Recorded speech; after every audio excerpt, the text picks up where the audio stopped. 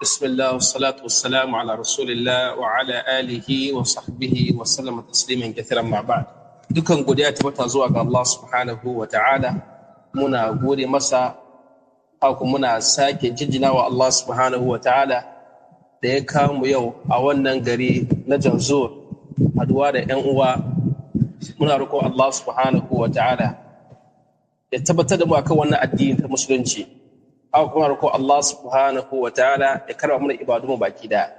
Saboda karancin lokaci yau ba za mu ji karatu ba. Insha Allah zuwa gobe sai a sanar da 'yan uwa baki daya. Insha Allah mun zo za mu ba da kwana 3 a nan garin. Insha Allah za mu yi daur a cikin wannan kwanaki guda 3. Abubuwan da ke wajibi ne akan dukkan musulmi ya sani. So da mu sani cewa Allah subhanahu wa ta'ala akwai dalili, akwai manufa na halittar mutum. Allah subhanahu wa ta'ala da ya halicce mutane ba wai ya halicce mu saraga haka bane kowa ya zo ya bi daga dama ba, a'a ka ci ka sha ka kwanta, a'a akwai manufa, akwai dalili. Me wannan dalili shine Allah subhanahu wa ta'ala ke ba mu labari a sura Zariyat yake cewa ma khalaqatul jinna wal insa illa liya'budun. Allah yake cewa lalle mu sani cewa ba halicce aljanna ko mutane face domin me su sarkake bauta ga Allah subhanahu wa ta'ala, su bautata wa Allah subhanahu wa ta'ala. Wannan shi ne manufa ta halitta. Wannan dalili sai sa Allah ya halice ni da kai saboda mu zo a nan duniya mu bauta wa Allah subhanahu wa ta'ala. Sai a gaba Allah ya ce ma uridu minhum min rizqin wa ma uridu an yut'imun inna Allah huwa ar-razzaqu dhu quwwatil matin. Allah baya son dukiya daga gare ka, a'a ma uridu minhum min rizqin. Haka kuma Allah baya so da ka ce da shi, ka ce da Allah subhanahu wa ta'ala. Sai Allah ce inna Allah huwa ar-razzaq, ai Allah shi ne mai arzikin, shi ke raba arzikin, shi ke bada arzikin. Me Allah ke bukata da gare mu shine mu sarke ibada zuwa ga Allah subhanahu wa ta'ala shi kadai. Sahabi manzo Allah sallallahu alaihi wasallam Ibn Abbas an tambaye shi me ma'anan ya'budun, yace ayyu wahidun, shine su sarke Allah subhanahu wa ta'ala shi kadai a cikin bauta.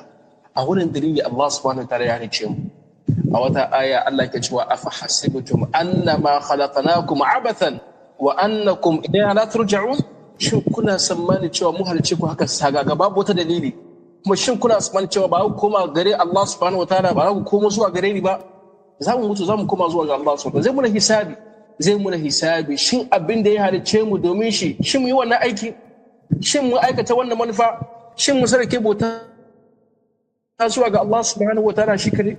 Wannan shi ne kowa yana yin kansa hisabi akai kafin mutuwa ta zo gare ka. Sai sa Ibn Umar ko Umar bin Khattab amirul mu'minin sahabin manzo Allah sallallahu alaihi wasallam yana cewa hasibu anfusakum, yake cewa ku yi makawunan ku hisabi kafin a muku hisabi, wato kafin hisabi Allah subhanahu wa ta'ala tashi al-qiyama. So idan mutum ka riga ka mutu qamat qiyamah, dukkan wanda ya riga ya mutu kiyaman ka ta sayu, saboda ayyukanka ba zai karo ba zai rage ba. إن تبتعريت موضوع الله صلى الله عليه وسلم إذا مات الإنسان قطع عمله إلا من 3. إذا متو يرجع يفادي متو أيكو صدق سون سيا فما بل زي كارو تكون أيوكا سيا هو أبو داو إن ذو أتكون حديث سيسا أبين دك واجب أكمل شيء مسرع كبو تازو الله سبحانه وتعالى. تيا ذا مسرع الله سبحانه وتعالى تكون إبادة دول سير إلمي بزي مسرع الله سبحانه وتعالى فتسير إلمي. Sai sa a cikin alkur'ani tafi Allah subhanahu wa ta'ala farkon ayat da aka sauka da ita ce mai suratul alaq, iqra bismi rabbikal ladhi khalaq. Ka karanta ilimi, mai mace ilimi har zuwa inda nake cewa iqra wa rabbukal akram. Ai Allah ya daga shanu wanda ke karatu, wanda ke neman ilimi. Allah ya karama wanda ke neman ilimi.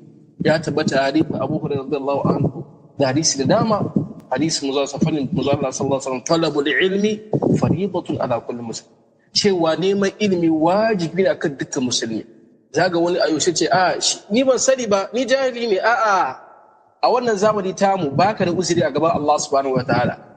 Misali da fadi wannan, so mutum na da lokaci ya zama kan wayarsa yana yawo Facebook, WhatsApp, yayi awa 1 awa 2.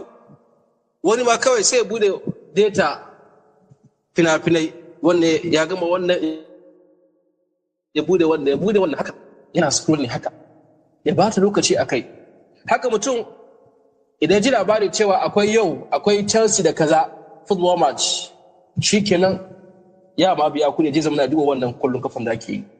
Amma addini Allah subhanahu wataala a ce gashi yanzu malam na live, malam na yana kansa yana karatu, saulara yana budewa minti 2 kawai sai kuma ka ga ya wuce wurin.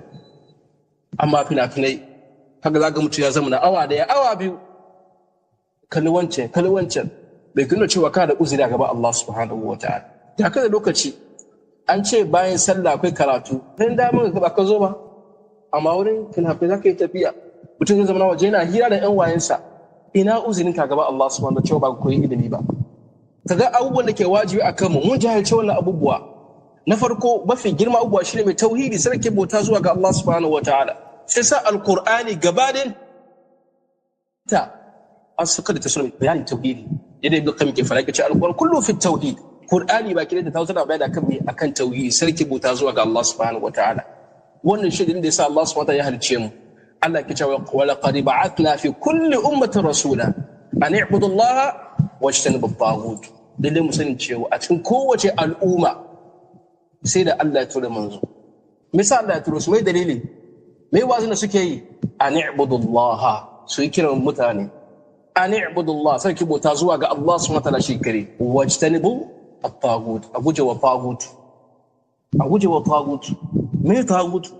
Shine dukkan abin da ake bautawa ko dukkan abin da ake bautawa kuma mai shaida da wannan bautar da ake masa ya zama mai taghut. Wannan shi ne ma'anar taghut. Sai sa abin da yake wajibi akan mu shine mu sarki bauta zuwa ga Allah subhanahu wa ta'ala. Shine farko.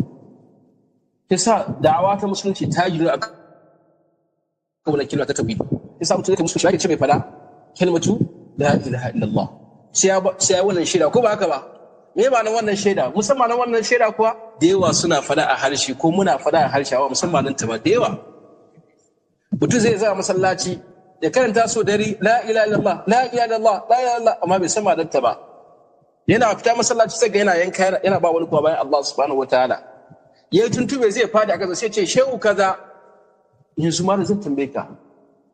Mu duba da hankulan mu auna. Wanda kake kira yanzu yana a kabarinsa shi zai kama ka, zai iya taimakon ka. Allah ke faɗa a Qur'ani ya ce wa wanda kuke kira na ba sa iya amsa muku.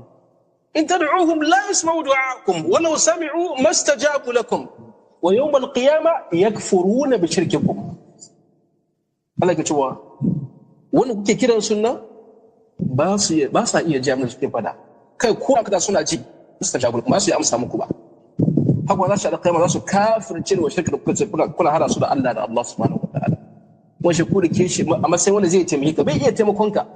Kullum muna kata suratul Fatiha iyyaka na'budu wa iyyaka nasta'in. Amma shi mun fahimci ma'anar iyyaka na'budu wa iyyaka nasta'in cewa Allah kai kida muke bautawa, haka kai kida muke neman taimako da gare ka. To ya yanzu zaka yi tuntube zaka fara sai ka kira sunan wani malami. Shin zai iya rike ka? Mutum na neman haihuwa sai daga wannan ce malam kaza ba ni kaza. Hassan, Husaini yi min kaza, kamar yadda shi ake fama suke bada. Husaini shi zai iya taimakon ka, zai iya baka da, zai iya baka arziki, wake bada arziki, inda Allah huwa ar-razzaq, kada muka ji da yanzu. Allah shi ne ke bada arziki. Bisa mu san cewa abin da yake farko wajibi akan dukkan baki da shine mu koyi tauhidi.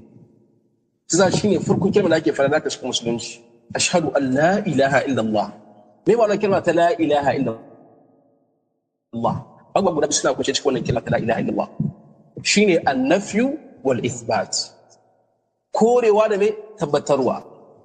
Wani ayo sai ce maka ai ku kun fai kullum sai ku ce wani ba musulmi bane, wani ba musulmi bane, ai wani mushriki ne. Kullu da ku kun fai mutane ku kyale mu haka, ko ya fahimci tauhidi. Ƙarya ne ba mu fahimci tauhidi ba. Ina mu fahimci tauhidi zaga wani ayo zai iya resewa da Allah akan kariya. Amma akan shehu ya rasa da shehunsa wallahi cikinsa zaga yana rawa bai da yi wannan. Me yasa? Ina gan cewa ai wannan zai iya masa illa. Ita karin shi kira bake nufi kenan. Ba ganin Allah shi yake kwarin da Allah ba komai. Malam ko ba haka bane? Haka ne. Ko ba haka bane malam? Yana ganin ai wannan ruwa kai zai iya mai illa fa wannan ruwa na rasa wannan ruwa akwai masala. Amma da Allah sai da Allah kan kariya. Wannan bai fahimci tauhidi ba. Bai fahimci tauhidi ba.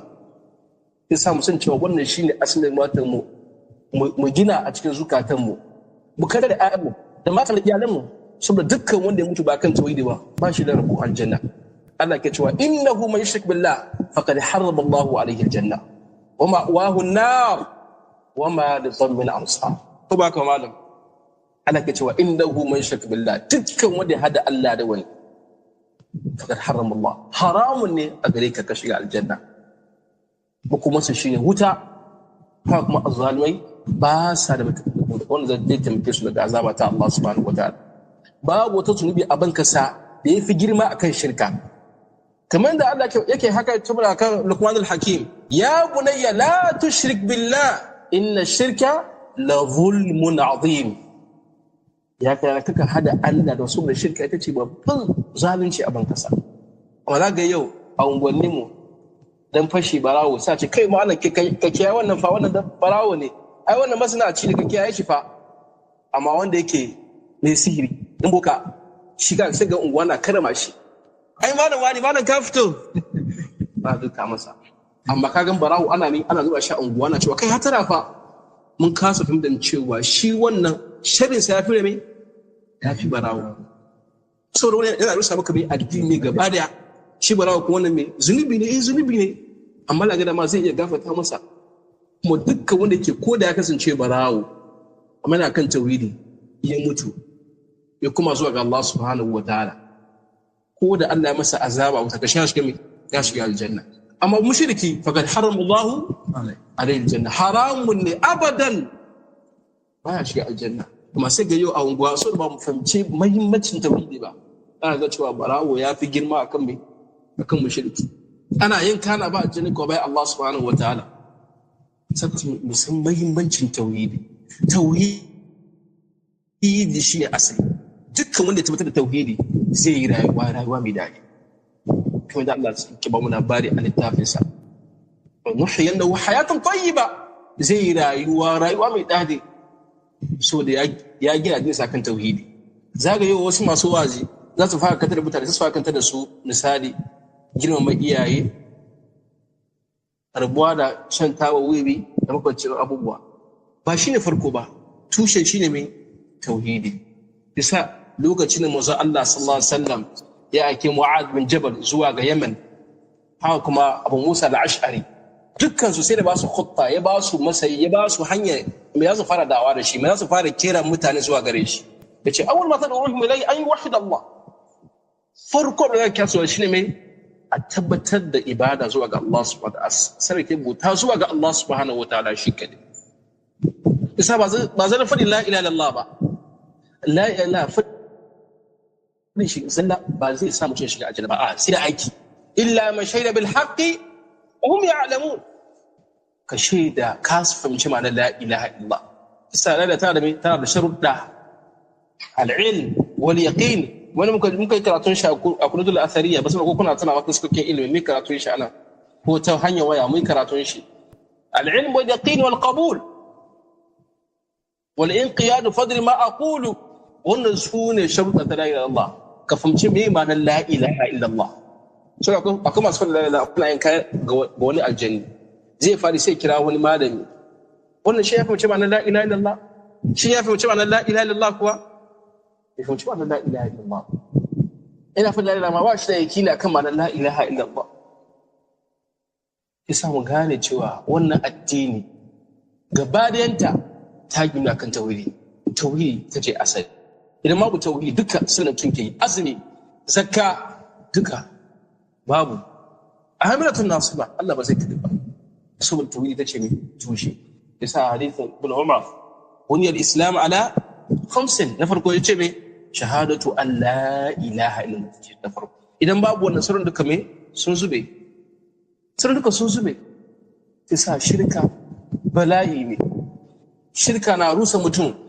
Shirka yana sa mutum ya yi rayuwa a cikin kunci, ba shi da imani da Allah subhanahu wa ta'ala. Samun fahimci wannan asali ya fi uwa cewa tauhidi ita ce farko, ita ce akan gaba. Ya kwata mu kanta da iyayenmu da mutane baki da duk kana so mutum da gaskiya tsakaninka da Allah, to ya kamata kana mai ma'anar tauhidi. Manzo Allah sallallahu alaihi wasallam a farkon da awarsa da kashi duka ya kada kan tauhidi. manzo Allah sallallahu alaihi wasallam ya da'awa kira zuwa ga tauhidi kusan shekara 13 Makka kawai ba wato sallah fa tauhidi aka daba so da me a tabbatar cewa tauhidi ya tabbata a cikin zuciyar mutane bisa lokacin da tura Mu'adh yake ce mai farko shine mai tauhidi daga baya cikin hadisi sai ce mai fa in ajabuka lidalik idan suka tabbatar da tauhidi fa akhbiruhum anna Allah qad farada alaihim salatu fi kulli yawmin wa layla sanan ga nuna musu cewa Allah ya fallanta musu yin sallah so nawa so biyar sai ba tabbatar da mai tauhidi shi sa ba mutum ga koyi sallah ba a'a ka fi da zakka a'a ya kwata a gina shi kan me kan tauhidi shi sa wajibi na kan mu yan uwa mu koyi ilimi mu nemi ilimi addini yana mutum muka koyi sana'a muka fito kasashen mu daban da mun zo nan muna neman abin da zamu samu na dukiya haka ko bai kwata manta da Allah subhanahu wataala ba mu gina addini mu tabbatar da addini mu sallah yadda musu Allah sai koyar mu fitar zakka yadda musu sai fitar da zakka manzo Allah sana fara hadisi yana cewa sallu kama ra'aytumuni usalli ku sai gani manzo Allah sallallahu alaihi wasallam khudhu anni manazikakum haka hajji la ku hajji yana manzo Allah sallallahu alaihi wasallam hadisi ummu Aisha man ahdatha fi amrina hadha ma laysa minhu sai dole mutum zaka yi aiki kasancewa aikinka Allah ba zai kare ba sai ya dace da sharuɗa guda biyu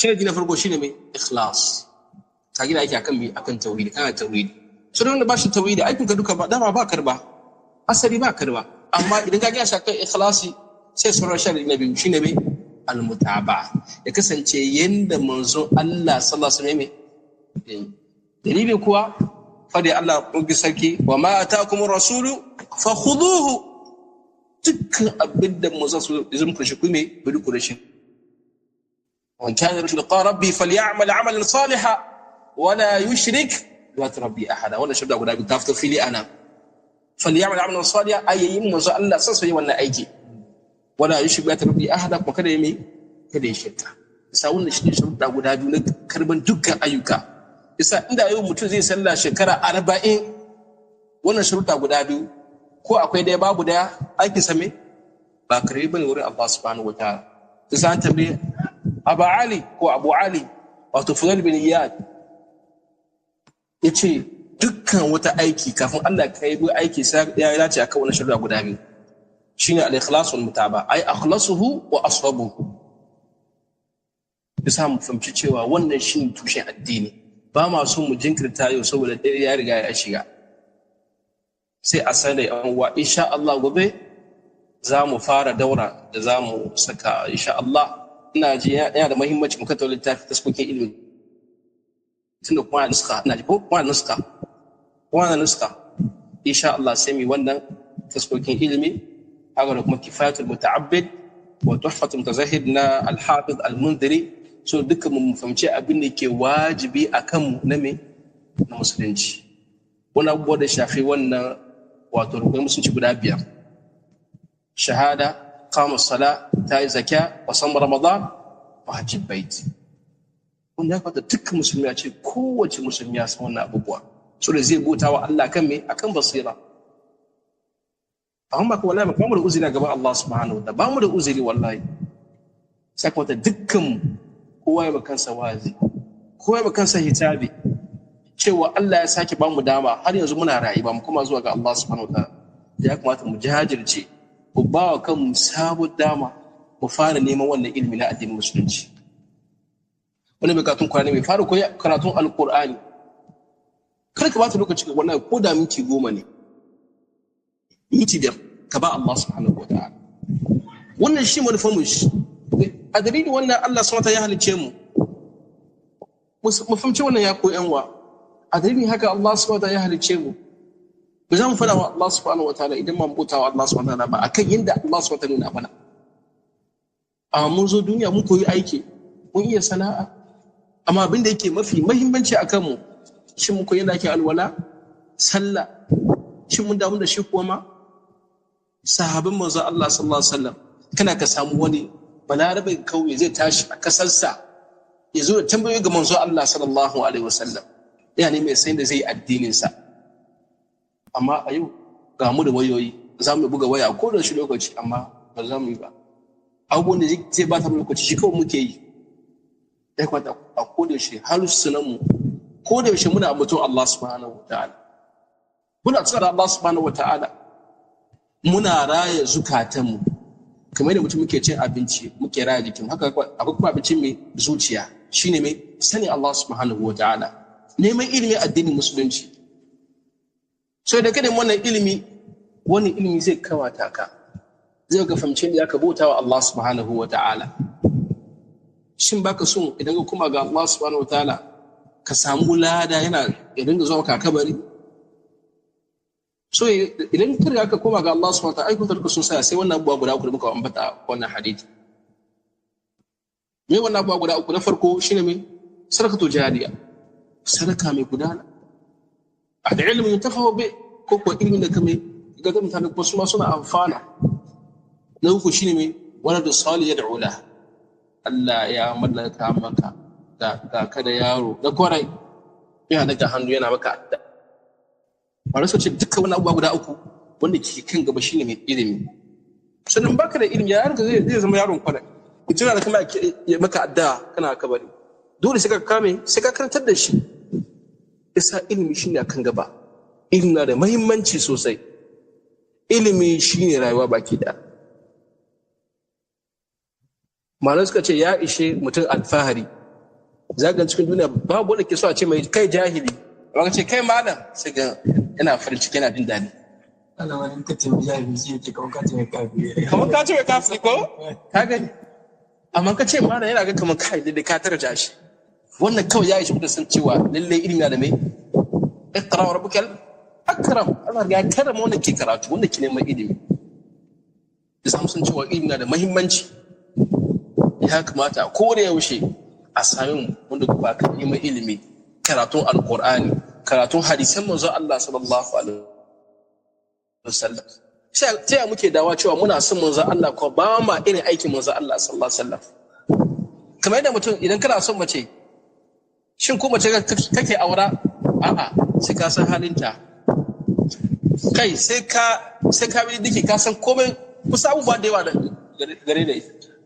Kai ina ga manzo Allah sallallahu alaihi wasallam shi mu bishi akan tarihi manzo Allah sallallahu alaihi wasallam me ya sira ta manzo Allah sallallahu alaihi wasallam ta ya fara dawa a Makka me ya sira manzo Allah sallallahu alaihi wasallam yanda boye sirriya shin mun san wannan abubuwa duka to ta ya muke dawa cewa muna manzo Allah sallallahu alaihi wasallam ba ma koyi tarihi manzo Allah sallallahu alaihi wasallam ba ma so mu koyi da'awa irin ta manzo Allah sallallahu alaihi wasallam ba ma so mu koyi abinda manzo sake yake kira mutane zuwa gare shi.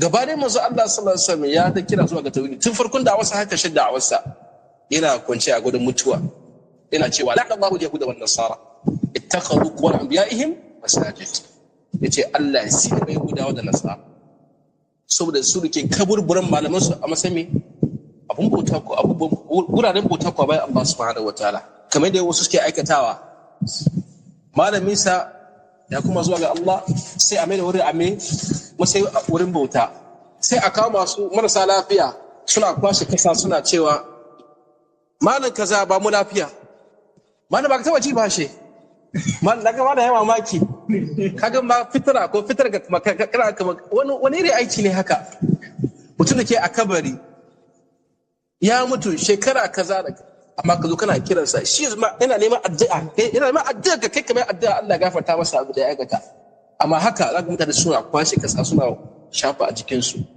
malam ba ni kaza malam ya taimake ni malam ka bani arziki ta yaya zai baka arziki kuma ka bar Allah subhanahu wa ta'ala ke mai wanda idan ka kira shi zai amsa maka amman yujibul muttar idza da'a wanda idan kana cikin sai kira shi Allah zai mai zan amsa maka Allah ce ga kira ni zan amsa maka astajib lakum wa qala rabbukum ud'uni astajib lakum innal ladhina yastakbiruna an ibadati sayadkhuluna jahannama dakhirin Allah ne kan shi fa yace ku kiraye shi kana yin bukata kirawa na roka da wani mutum ud'uni takya astajib lakum zan karba maka zan amsa maka sallah ce innal ladhina yastakbiruna an ibadati lalle wanda suke yastakbirun aw suke girman kai daga mai ibada. Mai ma'anar ibada nan ai addu'a, kiran Allah. Allah ya mai da shi addu'a menene ibada ne. Allah ce ne sai yastakbirun ibadati sai da aljanna, za su shiga aljanna suna masu kaska a cikin aljanna, za a kaskata da su a cikin aljanna, a cikin jahannama. Da sa mu fahimci cewa addu'a ba ki kwasowa Allah subhanahu wa ta'ala. Daga kira Allah subhanahu ya amsa maka. Budu wanda Allah ke ba mu labari a suratul anbiya wanta ayyub idh nada rabbah, da ayyub kira Allah subhanahu wa ta'ala, Allah ya amsa masa. Zakariya ba shi da ɗa, ina roƙon Allah, Allah ya amsa masa, ko ba haka ba? Yahya, Allah ba shi Yahya, ko ba haka ba? Wa kadhalika nunji al-mu'minin. Haka Dhannun idh dhahaba mughadiban fa dhanna an lan naqdir alayhi fanada fi dhulumati an la ilaha illa anta subhanaka inni kuntu min adh-dhalimin fastajabna lahu. Ka duba inda Allah subhanahu sun kira Allah da imani da ikhlasi. Kai atta'ar ne kafiri idan kira Allah subhanahu da ikhlasi, Allah na amsa masa addu'a. Fa idza rakibu fil fulki da'u Allah mukhlishan lahu ad-din falamma najjahum min al-barri idza hum yushrikun. Ba su da imani da suka hau jirgin ruwa da fara tangar da su, sai suka yi ikhlasi a lokacin suna cikin musassi. Sai duk wani ke cikin musassi ya kira Allah subhanahu zai amsa maka. Kana fama da jarabta wata cuta, kai da kanka kira Allah, kaga je wani malami kace malami ma addu'a, a'a, saboda Allah na amsa duk wanda ke cikin mai masassi, kuma yujibul muttar. Ka kira Allah subhanahu wa ta'ala. Amma da Allah ya sidar da su zai kuma suna hada Allah da wani. Yasa mu fahimci muhimmancin tauhidi da ikhlasi, sarki ibada zuwa ga Allah subhanahu wa ta'ala. Wa alaikum salam. Wannan shi zai samu musira. Tisa ikhlasi yana da muhimmanci. Ya tabbata hadithin Abu Hurairah radiyallahu anhu wa alaikum salam. Yace awwal man tusa'ar fil nar yawm al-qiyamah thalath. Farkon za a saka su a wuta mutane guda uku ne. Na farko hafiz al-Qur'an, wanda ya ce al-Qur'ani, ko ya karantar a hanya ta Allah subhanahu wa ta'ala. Yace qara'tu fik wa ta'allamtu fik. Allah na saboda kai na yi kaza, na ga da mutane na da cikon saboda kai na karantar saboda kai. Allah ce kadabt. Kai kariya. Me yasa? Babu ikhlas. Kai ne saboda a ce ai malam wani kaza da kaza, faqad qil ma fada sa wuce da shi zuwa ga mai zuwa ga jihar. Na biyu shi ma wanda Allah ba shi dukiya arziki, zai ce Allah ai Allah na ba da sadaka domin ka, na yi kaza, na gina kaza, na gina kaza. Allah ce kadan idan yake kai saboda a jingina a ce alhaji wani, a ce kai kaza, shi ma za a wuce da shi mai wuta. Na uku shi ma wanda Allah ya bashi, ya ce Allah na yi jihadi a hanyanka wurin taimakon daga addinin musulunci. Ya ce karya ne, kai saboda ce ai kai gwarzo ne, kai wani ne, kai gwani ne, kai kaza. Za mu san cewa ikhlas na da muhimmanci. Kowace aiki da aka yi kai da me? Kai da ikhlas. Na karshe abu da zan rufe da shi shine ya kamata a kore yaushe a samu soyayya tsakaninmu da uwa. Kaga da wakala abin da ke ba daidai ba ka mai ka ja hankalinsa. Wannan addinin musulunci ya yi na kan mai soyayya domin Allah subhanahu wataala. Yadda Allah ke bayan suratul asr, Allah ke cewa wal asr, Allah ke rantsuwa da lokaci. Innal insana lafi khusr, cewa lalle dukkan mutane al istighraq, dukkan mutane baki da lafi khusr, suna cikin khasara. Dukkan mu sai Allah ya cire wasu mutane yake bazucin su ba su cikin, yace illal ladina amanu, fatun suke imani da Allah subhanahu wa ta'ala. Kan kuma mutum fahimci ma'anar imani sai ya da me, yana da ilimi sai san ma'anar imani. Wa amila salih, suka aiki karame na kwarai, wato yana ba za san me da koyar nuna. Wa tawasaw bil haqq, wa tawasaw bil haqq, suka yi wa juna nasiha tsakanin su da gaskiya. Wa tawasaw bis sabr, haka su ma juna wasilci akan me, akan hakuri, akan addinin Allah subhanahu wa ta'ala. Sagar da muka na abubuwan da kiwa daidai suka ce mai amal kaza ba ka kira kuyi a'a bala idan ka zo za ka yi sallah kada ka yi gaggawa cikin sallah, a'a idan ka ji rukuyi ka daidaita a cikin rukuyin ka kafin ka dago haka kamar da za su ga wani yana sallah za ka ce mai irji fa salli fa daka lam tusalli yace kuma ka sallah ba kai sallah ba me yasa babu kamani na cikin sallarsa babu nasuwa a cikin sallarsa a yau da yawa suna sallar su gada ba mu damu da koyi na musa sallar sallar ya sallah ba ko wani sallah ya daga dama a'a shin muna son muna sallah muna ibadu amma kiyama mu ji mugan cewa shi babu da muka yi kul hal nunabbi'ukum bil akhsarina a'mala alladhina dhalla sa'yuhum fil hayati ad-dunya wa hum yahsabuna annahum yuhsinuna sun'a mutum na zato cewa aiki da yawa a duniya tana ce shi ba mu kula ba da suka yi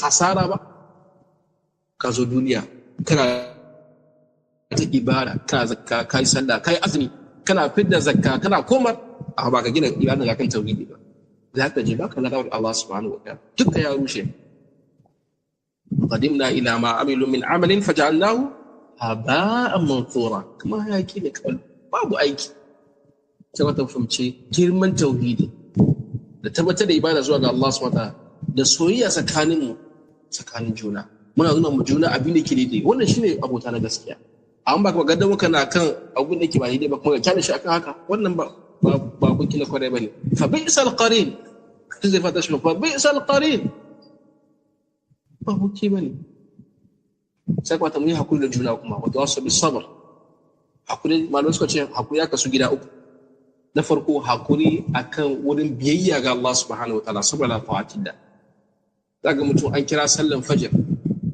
lokacin kwana ke ce kai ba zan tashi ba kai ba zan miki minti ba zan tashi sai kan kafin ya fito har ga yin sallan fajr muna wasa da sallah kuma yana da cikin abubuwan da ke manzon ya suratar akai har mana cewa daga cikin ayoyin gane munafiki shine wannan salloli guda biyu musamman sallar fajr so yana da wahala akan munafiki ya fito ya sallar fajr yana da wahala manzo Allah sallallahu alaihi wasallam yana fara cikin hadisi yace na kusan in sa wani limanci in fita in kona gidajen da ba wasu suna ana sallah ba sa fitowa su yi sallah ka duba girman suratar wanda manzo Allah sallallahu alaihi wasallam akan sallah sai ka mu kiyaye sallah da muhimmanci a din musulunci zan ce wa al-ahdu alladhi baina wa bainal musalla man taraka hafa gadi kafar tsakanin mu da arna shi mai sallah wanda ba sallah ta kafirta amma haka ba mu sallah Allah muke da kula da mu baki da insha Allah gobe aure zai karatu to na ba ku shawara tsakanin ku na'am to Allah sa na sai sake mata malama ji ba amma misali mutumin da yake da yana yin azumi sai lokacin azumi kuma baya da lafiya sai shi ne yake ce kamar ya kamata za a zuda mu ko kuma da zai bi ciwo iri biyu ne ciwo wanda ake samani zai warke ko ciwo wanda ba zai warke ba wani irin ciwo ne ya kwata musa wannan ba idan ciwo ne wanda ake warkewa zai biya amma idan wanda ake ba na warkewa ba ne inda zai a ciyar ne za a ringa cirewa za a ciyar ne wannan shi ne ka fahimci malam in ba ka fahimci malam ka sake ba masala ka fahimci to gaskiya idan sufa ya kama mutum ya sufa sosai ba shi da karfi ya gwada ba wai a suna kuma su wanda su kawai sai za kuma shi kuma ni ba zan iya yi ba amma idan ya gwada ya kama ba zai iya ba wannan zai dinga ciyarwa zai na wannan ciyarwa zai a kodaushe zai ciyar sai ya taɓa hadisin Abubakar lokacin da ya shigo imam bai riga da ba sai tun baya ya Allahu akbar tun ya shiga rukuni da ka taso sai tafiya ya shigo da aka idar da sallah zalla ce waye ga tawalla sai ka ce Abubakar ta yace zarakallahu hirsan wala ta'ud ce Allah ya kawo ka kwazo amma kada ka karame aikata wannan a bisa irin kudiri mai riga da gudun rukuni ba ka samu raka'a wannan shi ne mun fara akwai wuta ana iya fara bayan magariba bayan ciyar saboda bayan magariba mutane ba su cikin su amma bayan isha'i dai kana iya ɗauki lokacin yin wannan bayan shafi nasuwa ko kuma juma'a wannan shi ran juma'a fa juma'a bayan magariba juma'a bayan magariba saboda aksari suna fita daga nisa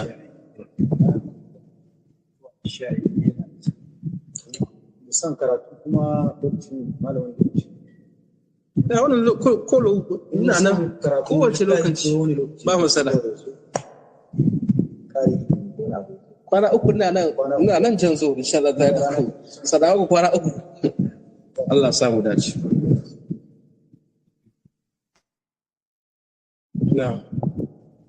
na jin ba a kusan mu kuka haka سبحانك اللهم وبحمدك أشهد أن لا إله إلا أنت أستغفرك وأتوب إليك. السلام عليكم ورحمة الله وبركاته.